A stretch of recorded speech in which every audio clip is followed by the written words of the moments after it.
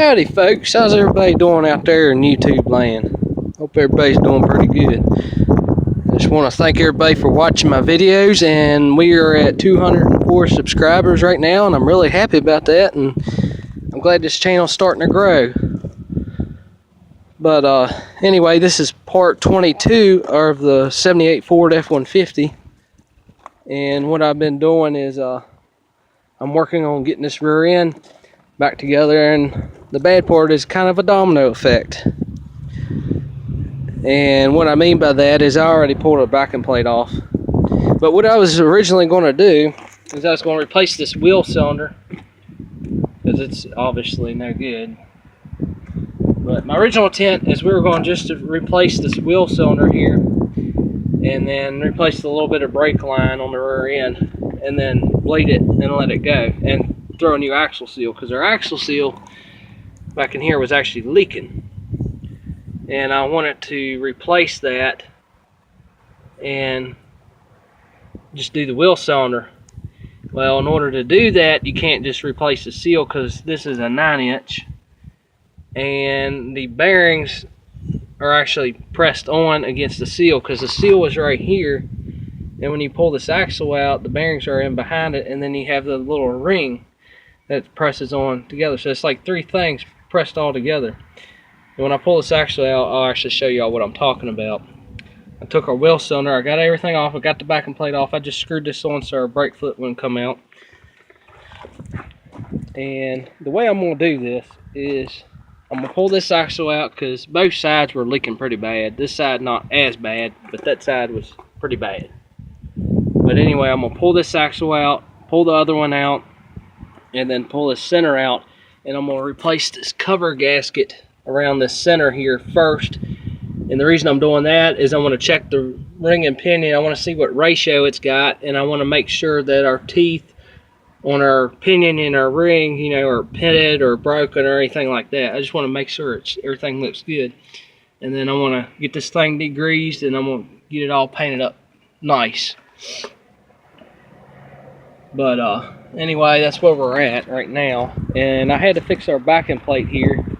I got it just about done, and I'm going to have to do the same thing on the other side as well.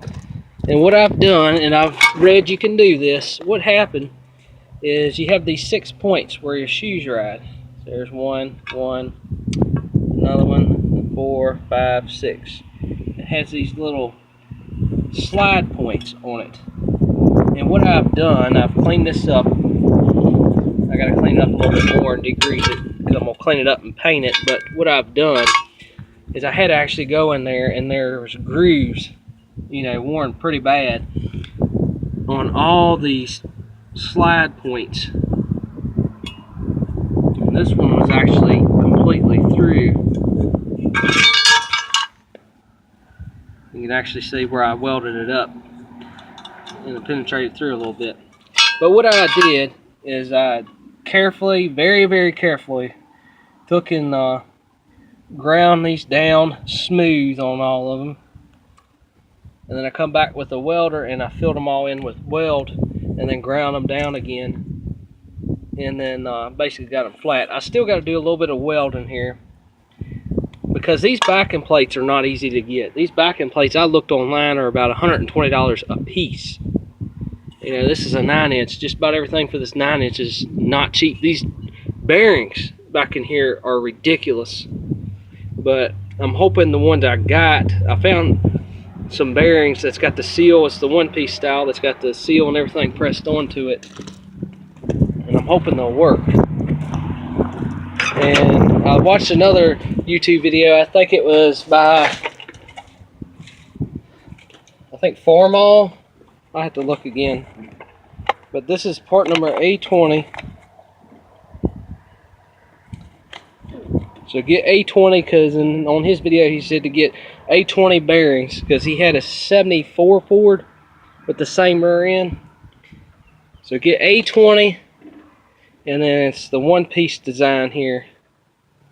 So it has the seal on it, and nobody shows this. That's the problem with this. Nobody shows how to do this. But it has the one piece. See, it's got the seal on it already pressed on, and then it's got the bearing already on it. and they're already pre-greased. And then your axle, this presses on to your axle. And then when you pull your axle out, you know, it goes behind this flange right here. And then that's what seals it. And I think it looks about right, because if you look at this hole and compare it to the axle diameter, it's pretty close.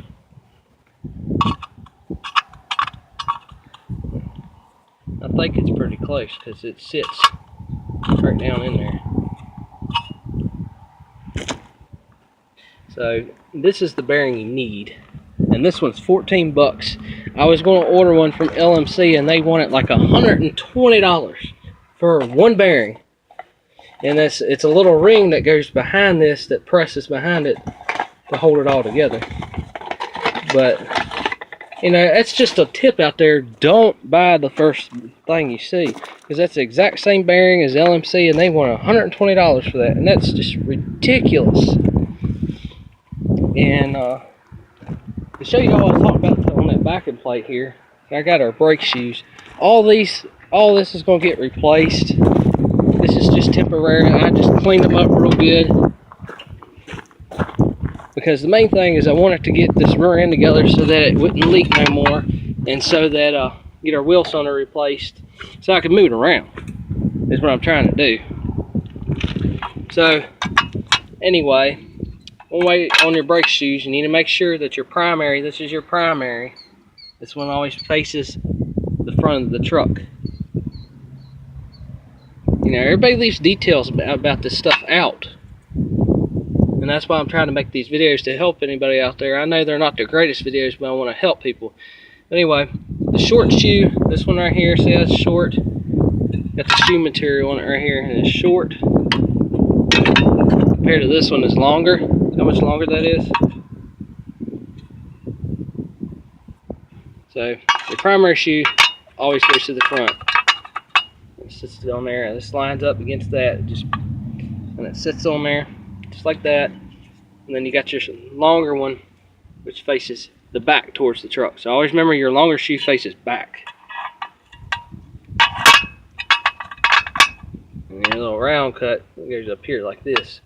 But what I was trying to do basically was weld these little points up where they slide, because when you hit your brakes, you got your wheel cylinder right here, and they actually, there's springs on here, but they actually spread out like this. That's how they spread out. That's hard to do. But imagine, you know, both shoes are spreading out at the same time, and then when they spread out, they're rubbing on these points. See, when they spread out, and what happens over time is they wear a groove in there. And so what I had to do is I had to go in and grind them smooth, just really easy, because I didn't want to go through this, even though this is pretty thick backing plates. But I just ground it smooth, then I welded it, ground it smooth again, then I welded it again, ground it smooth, and I still got to do it one more time because it's still got just a little bit of a pit there. That one looks a little low. That one needs a little bit more filler. That one needs a little bit too. But my point was I had to weld them, grind them, weld them, grind them, and then in between, every time I did that, I made sure that my shoes were flat and they would slide like they're supposed to. And that's one little tip you can do, because these backing plates are not cheap at all. They are ridiculous, and they are way overpriced for what they are. That's the problem with this old stuff, is everybody thinks it's a gold mine, and I just cannot believe that these things are like $120 a piece. And that's a piece now. You know, two of them is 240 bucks, because you got this side and you got the other side over there. Because the other side has grooves as well, but not as bad. You know, this one's actually rubbed completely through right here, like I showed y'all. And it's just awful. So what I'm going to do is I'm going to clean these up just a little bit more, and I'm going to weld them a little bit more, and then grind them flat again. And I'm going to have to fill this one in a little bit more. This was the one that's completely through. It actually looks like somebody took a cutoff wheel and just cut it. But what I can't figure out, so this is the point where it was contacting, and I thought it was bent, but it's actually not. It's supposed to be that way. You flip it to the other side. So the opposite side, you know, if it was on the driver's side, would be like this. So it's actually supposed to be like that. So this side would be the driver's side. So this is the primary shoe. On the driver's side, it would be like this, and then this side right here is what would contact that point on the opposite side. So I can't figure out how they could have rubbed through. I don't know if somebody took a cutoff wheel and ground it or something. I don't know what was going on, but anyway, long story short, they've been welded up. They're not perfect, but I think they'll do the job. Because I'm gonna actually you can buy the special brake shoe grease that you rub on these, so that, you know, all 6 points, and that's probably what happened if they didn't do that.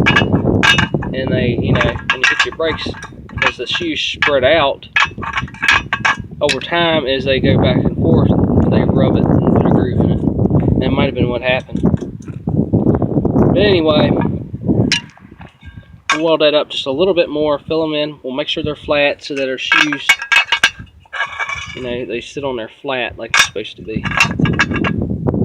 Because you want to make sure all these are flat. So that's the story on that. And then to get these axles out, I've already taken this backing plate off. I've had this axle out. I just slid it back in and snug these bolts back up. I didn't want a bunch of dirt and contaminants getting inside my rear end. But now I'm ready. I got the bearings now, and I'm ready to pull it out and start fixing it. And that's the only thing I don't like for these rear ends is, you know, in order to replace the seal, you gotta basically cut off the old bearings and then press on new ones. So it's a domino effect, you know. But it's sometimes that's the way it is. I wish it was like this rear end. This rear end is a C-clip style, and they're so much nicer because you take your cover off, you take your 10 bolts off your cover, you pull that off, get your pan, drain the gear oil out, and then you can go in there, and then all you got to do is push your axle in just a little bit, and you take the bolt out, and it's a little pin that drops out, and then you pull that out, and then you pull your axle out. And that rear end is just a so much nicer design, but they're not as strong as the old faithful 9-inch here. I like the 9 inches, don't get me wrong. I just don't like this design. And the car version of these, I was looking up, like the Mustangs and stuff that had the 9-inch, or Galaxies, or, you know, there's a lot of Fords that had these. The seal was actually internal and wasn't designed so that you had to replace the whole bearings and the seal inside, and I like that design better. I wish this truck was designed like that. But anyway, you take these 4 bolts out. Somebody had it out before, not me, but it was already bent, so I'll have to straighten that out so that it'll sit flush.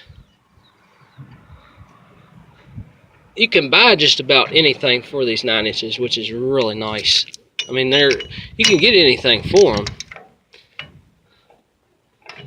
These bearings are just really expensive.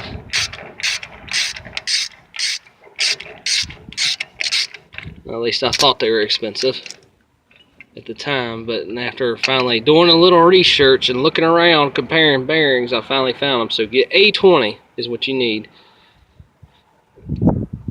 So get that out, lay it up here. Then we got the last one, which is right here. You just turn your axle, you got this hole here, you line it up. It's a 3/4 inch socket. You know, they're not tight, they're snug. Take them off. I already unhooked the emergency brake cable / parking brake cable that slide through my backing plate, because I pulled the whole backing plate off so I could weld it.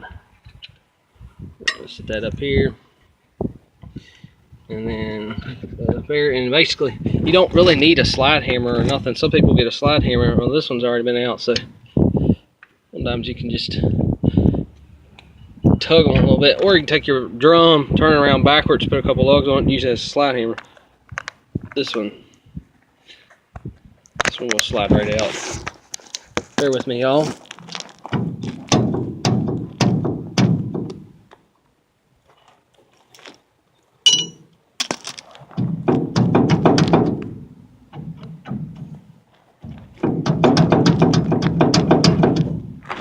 Let me get here.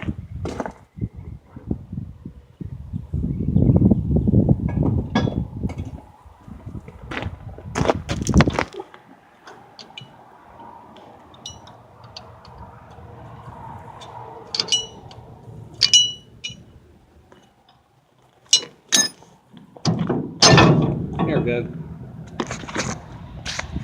See, what happened is this was bent a little bit, and then it was pulling on that. We got to straighten that. But this is what I'm talking about here. Okay, you got your retainer. That goes on first, and then you got your actual seal. Then you got your bearings, and then this is the ring I was talking about. So we'll have to buy this ring. And what you got to do, basically, in order to get to the seal, because the seal is right here, you know, you got to cut this off. That's your ring. This is your retainer to hold your bearing on. And then you got to cut your bearing off in order to get this to the seal. So it's a domino effect here. That's the bad part about it. Then we'll have to get a tool here to get a race out. This is the only part I don't like, because I got to replace all this just to get to that seal. So, and you can still buy these rings. The one thing I want to point out is on this new bearing, they don't tell you, and this is a little tip for y'all that need to replace bearings on a 78 F150. Okay, on part number A20, that's what you need. It comes with the seal and the one-piece bearing. This is a new design. This is actually supposed to be better and seal up better. But the issue is, it's just the bearing and the seal. It doesn't have this ring. So keep that in mind. You're going to have to buy this ring as well. So if you buy this, make sure you buy this ring, and you can get that anywhere. They got them on eBay. They got NOS ones for like 15 bucks. They're not too expensive. And I've seen another one for like 8, but you want to make sure when you buy them that they're about the same width. You know, some of them are, you know,